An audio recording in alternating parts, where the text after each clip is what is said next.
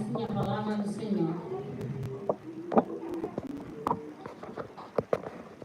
Põe, ó Senhor, uma guarda à minha boca, guarda a porta dos meus lábios. Não inclines o meu coração para o mal, nem para se ocupar de coisas más com aqueles que praticam a iniquidade, e não coma das suas delícias. Palavra do Senhor. Graças a Deus. Oremos ao Senhor. Amado Deus, mil graças nós te rendemos, Pai, Tu és bom, e a Tua benignidade dura para todo sempre, Pai. Amado Deus, obrigado, Senhor, por este momento, Pai, que Tu nos proporcionaste hoje, de podermos estar aqui na Tua santa casa de adoração, Pai. Desde que entramos aqui, Senhor, já ouvimos tanta coisa, palavras que nos edificam. Oh, Senhor, nós só temos que te agradecer, Pai amado. Agora, Senhor, quero te entregar, Senhor, este culto nas Tuas benditas e poderosas mãos, Pai. Amado Deus, que eu fale só aquilo que vem de Ti, oh Pai amado. Importa que eu diminua, Senhor, e Tu aumentas em mim, ó Pai, para que tudo que eu for pronunciar aqui esta manhã, Senhor, venha de Ti e não de mim. Em nome de Jesus, eu te peço esses favores. Amém. Amém. Amados, nós estamos diante de uma oração. Uma oração de Davi.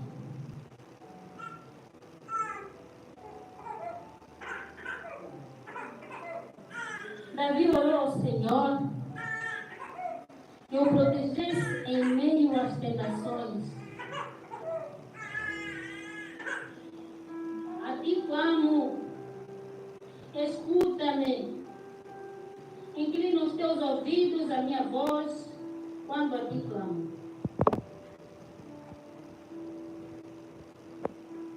Põe, ó Senhor, uma guarda à minha boca, tocando-me no versículo 3. Guarda a porta dos meus lábios, e não inclines o meu coração para o mal, nem para se ocupar de coisas más, aquelas que praticam a iniquidade, para que não coma das suas delícias, as delícias da maldade. São as delícias da maldade. Amados irmãos, é uma oração que deve permanecer ou deve servir como exemplo para cada um de nós diariamente.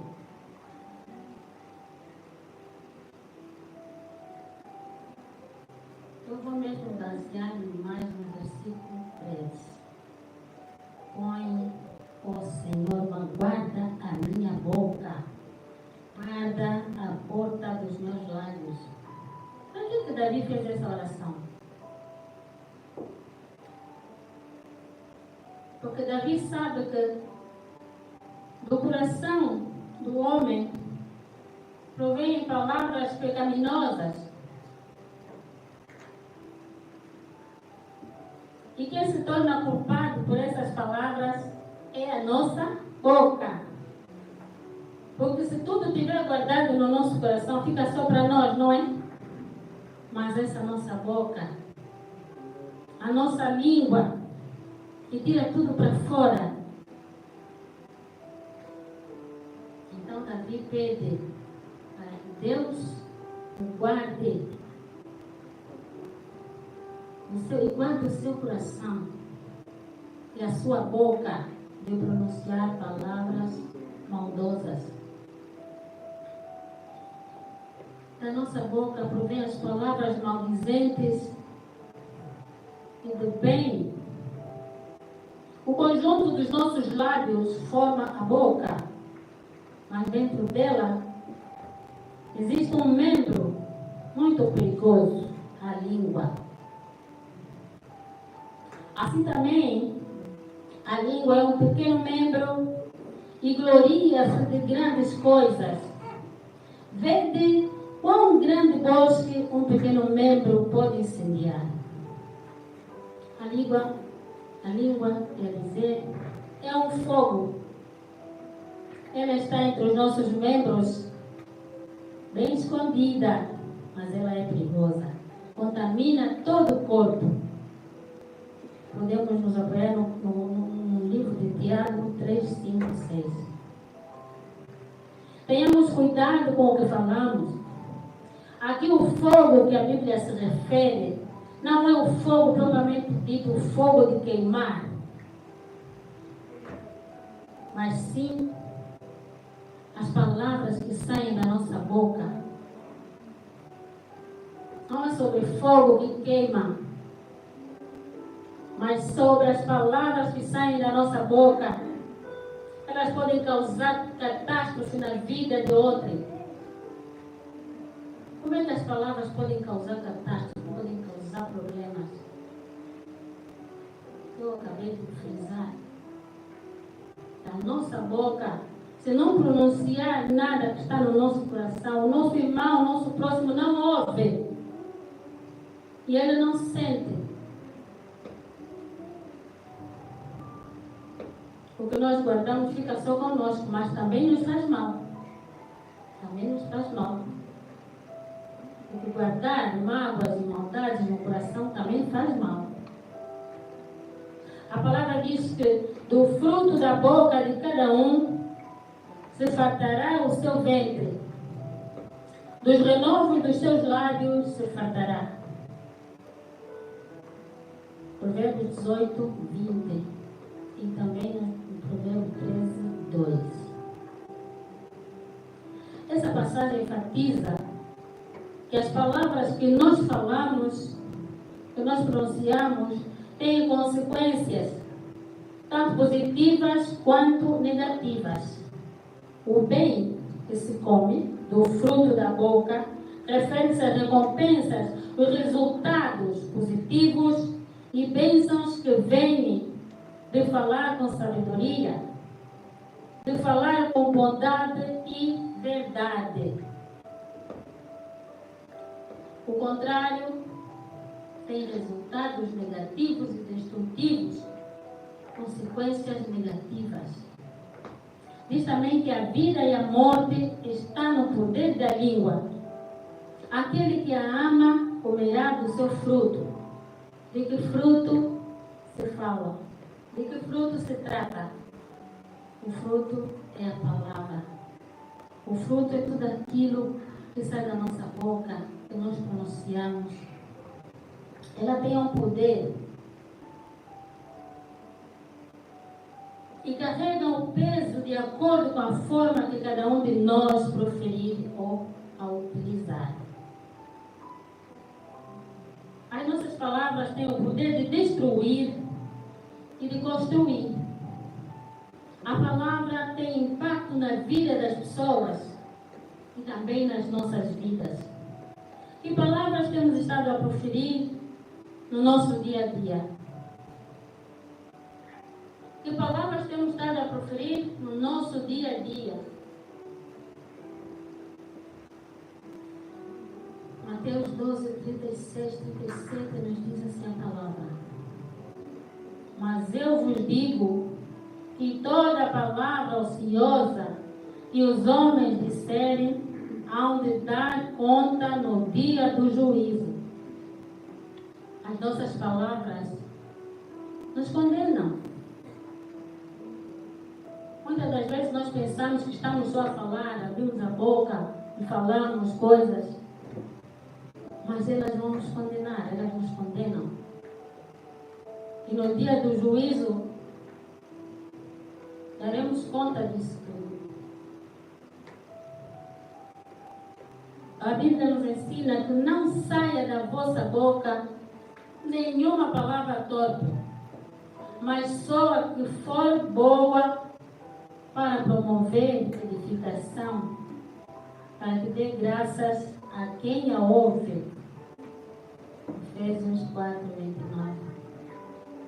Muitas vezes nos deixamos levar por emoções e não controlamos as nossas palavras. Amados, nós precisamos escolher bem as nossas amizades. Nós precisamos escolher bem os locais onde frequentamos. Porque nesses locais onde frequentamos, aí nos embalamos em conversas que nos tiram da presença do Senhor. Podemos ler o Salmo 1, que nos tem essa explicação. Em Coríntios também, a palavra nos diz: não vos enganeis, as más conversações corrompem os bons costumes.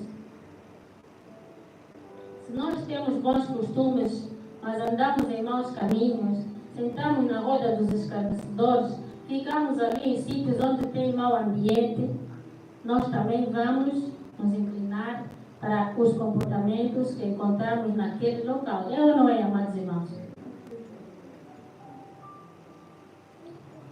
As más conversações corrompem os bons costumes. O que guarda a sua boca conserva a sua alma. Mas o que muito abre os seus lábios tem perturbações. Meus irmãos, por causa da falta de controle da nossa boca, da nossa língua, das nossas palavras, por vezes nós temos desgraças, pobrezas, mágoas, perturbações. Uma pessoa perturbada é uma pessoa doente, não é? Uma pessoa perturbada é uma pessoa doente. Isso pode ser fruto da nossa língua, da nossa boca, do nosso íntimo, daquilo que está no nosso coração, E isso pode acarretar também males para nossas famílias, não é? Também acarreta males para nossas famílias. Muitas das vezes as nossas palavras, nós às vezes falamos: fulana, filha da fulana, gostamos muito disso, né? Fulana, não, a filha dele já sabe cozinhar. Mas você também tem filha, né? Você também tem filha, se esquece que também tem filha. E aquilo que estás a desejar para a filha do outro, amanhã também pode acontecer com a tua filha, não é? E como é que vais te sentir? Envergonhada, não é? Vais te sentir envergonhada pelo aquilo que falaste, que também vai acontecer contigo. Então, tenhamos cuidado com as nossas palavras, com aquilo que nós guardamos nos nossos corações. Vamos orar como Davi fez. Pedir a Deus que guarde a nossa boca e o nosso coração não se incline para a maldade.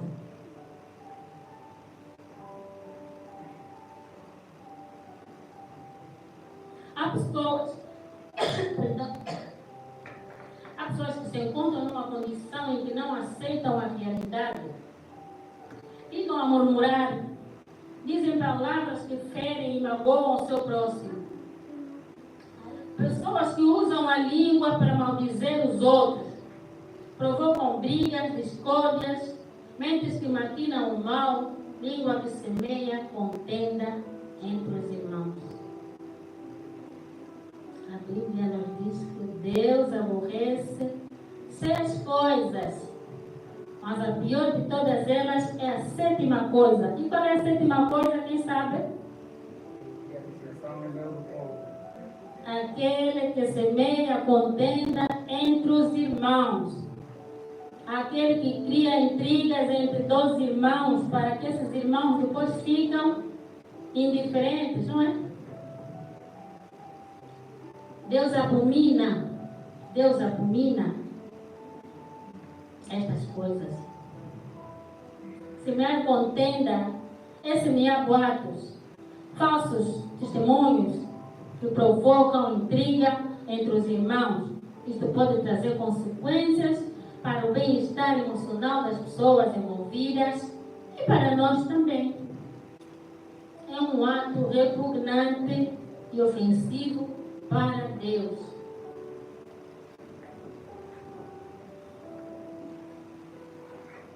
Eu vou contar aqui uma história que aconteceu mesmo comigo. A uma dada altura, alguém fez um falso testemunho para mim. Mas algo muito feio mesmo. Algo muito feio. E este assunto foi parar até na igreja.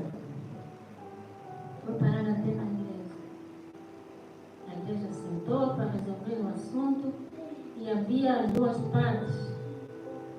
Assunto da família do marido e a família do marido e a minha família. Sentamos porque me tinham feito um falso testemunho. Ela fez feitiço para o marido dela.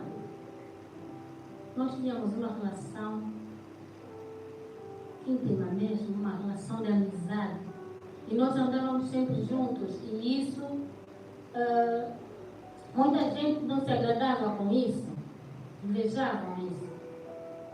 E então fizeram um falso testemunho a dizer que eu tinha essa amizade com o meu esposo porque eu tinha feito feitiço para ele. Amados irmãos, como é que uma pessoa se sente? A ver o que causa o falso testemunho? E quanto menos eu esperava, a pessoa que fez o falso testemunho ainda levou uma testemunha para confirmar. Sim, eu vi. Eu vi ela no sítio X. Meus irmãos, quando eu ouvi aquela pessoa a dizer eu vi, eu senti como que me tinha espetado um punhal dentro.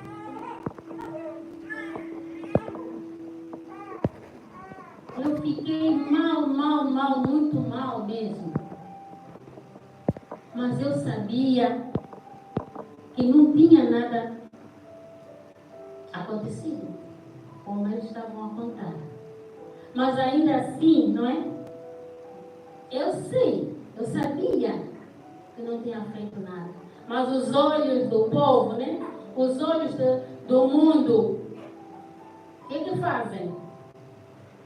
Apedrejam só mesmo com o olhar, não precisa pegar pedras. Quando tu passas, só os olhares murmuram, não é? E tu te sentes muito mal, amados irmãos. Eu fiquei doente, eu deixei de ir à igreja, eu fiquei envergonhada. Meu marido dizia assim, não é isso que tu fizeste, não tens por que ficar assim. Mas eu sentia-me mal.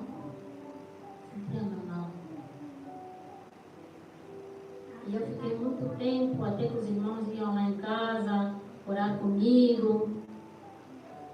E eu só dizia a Deus, tu és o meu advogado. Eles levaram uma testemunha, eu não tinha ninguém naquele momento, mas eu tinha Deus, que sabia que tudo aquilo que diziam contra mim era mentira. Eu dizia, Deus, tu és o meu advogado. A uma dada altura, alguém, por parte da família, que por sinal ele era muito meu amigo, nós estávamos muito bem, a família do outro lado, veio me dizer, mana, nós chamávamos, mana Lina, sabes, tem uma notícia para ti. O que foi? Estás a ver aquele senhor que foi testemunhar contra ti naquele dia na igreja? O que foi? Ele morreu. Morreu? Mas ficou doente, como é que é? Não, também não sei, só me disseram que ele morreu. Eu disse, meu Deus, foste tu que fizeste a justiça. Eu não fiz nada. A justiça é sempre de Deus. Então, amados irmãos, para dizer, cuidado quando falem falsos testemunhos contra os nossos irmãos, contra o teu próximo. Isto pode matar, porque há pessoas que ficam doentes, como é que eu posso dizer? dizer, as pessoas ficam traumatizadas. Isso traz doença e a doença pode chegar a matar mesmo. Tenhamos cuidado com o que nós temos nos nossos corações para que depois saiam pela língua fora, pela boca fora. Que Deus proteja os nossos corações. Precisamos de entregar os nossos corações a Deus para que não caiamos em tentação.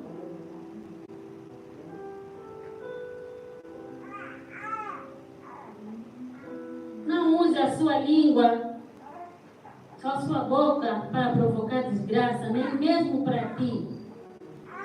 Deixemos de ser arrogantes e sejamos humildes. Precisamos orar como salmista.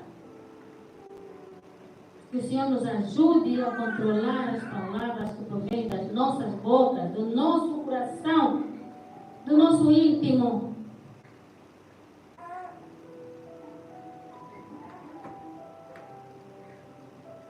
Usemos somente palavras que edificam, palavras que renovam, palavras que nos trazem vida, prosperidade, saúde e bênçãos. Pois todas as coisas cooperam para o bem daqueles que amam a Deus. Amados irmãos, hoje mesmo, faça uma oração ao Senhor. Façamos todos uma oração ao Senhor. Pedir que examine nossos corações, o meu coração, o teu coração, para que nos encha da palavra divina. Pois a boca fala do que está cheio o coração. Jeremias 15:16 diz: achadas as tuas palavras, logo as comi. A tua palavra foi para mim gozo e alegria do meu coração, porque pelo teu nome sou chamado, ó Senhor dos Exércitos. Amados, Jeremias realça a palavra de Deus como comida. Isso significa que devemos ler, ouvir a palavra e guardar nos nossos corações. Jeremias sentiu prazer na palavra do Senhor, pois ela é viva e é eficaz. Quando nos apegamos a ela, ela nos molda, nos transforma em novas criaturas.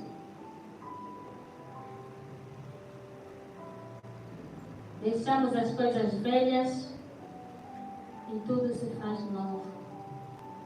Amados, usemos a palavra como espada, como rocha, como escudo, como fonte de libertação, a decretar curas, bênçãos, para nosso benefício e do nosso próximo. O Espírito é que vivifica, a carne de nada aproveita. Abandonemos as obras da carne. Esta manhã Deus nos dá a oportunidade de fazer a escolha. Pensar em tudo quanto Ele tem feito em nossas vidas. Reconhecer o grande amor de dar o seu Filho único para morrer por nossos pecados. Para morrer em nosso lugar. Para termos vida eterna, vida em abundância. Ele levou consigo as nossas enfermidades. Podemos ler no livro de Isaías 53, 4, 5. Deus está de braços abertos, chamando a ti, chamando a mim. Deixa tudo para trás. E tome hoje mesmo uma decisão. Converta-se. Dê um passo em frente. Converta-se para Cristo. Ore a Deus para que te ajude, para que me ajude a guardar o meu coração, para que dele não saiam palavras que sejam proferidas através da minha boca e causar desgraças para os outros. Um passo só para Cristo. Deus está só à espera de um passo. Há um hino que diz assim: um passo só para Cristo poder, mas demorar. Ele oferece agora a paz e o bem-estar. Um passo só, um passo só. Venha, pecador,